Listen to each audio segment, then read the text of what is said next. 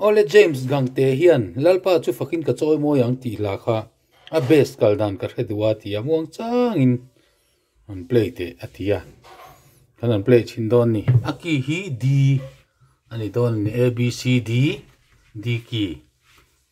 transposing plus 2 ni lalpa chu fakin ka choi mo lan tu ani vangi la kasang ako ngay na la kasasel fofanga kaswat zong aman bintasa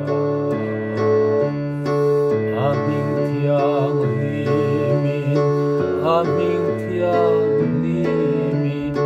kaswal zong aman bintlaksa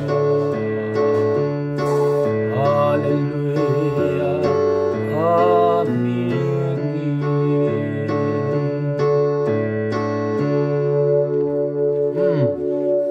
Katiang te ukhan mong changin asak theya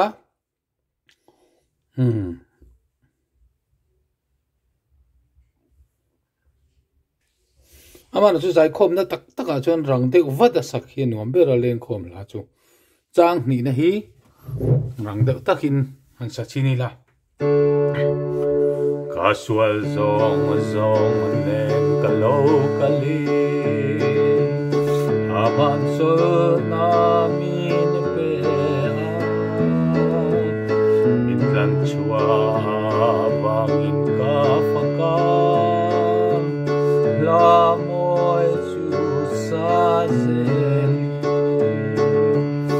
kaswal zong aman bintlaksa aming tiang limin kaswal zong aman bintlaksa Hallelujah Amin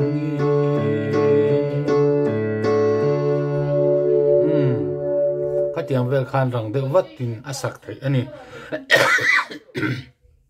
le amuang bok khan jen jang te ri khoi san ni fang khan amuang chi bok in chang thum na hi han sa leila chaw me anen ka then chuan ka fak zuala tina ata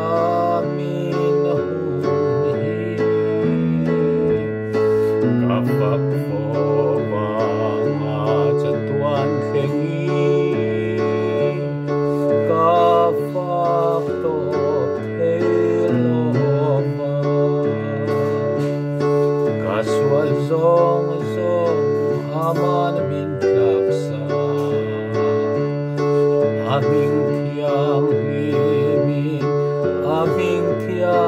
limin kaswal zong aman bintlaksa Hallelujah Amin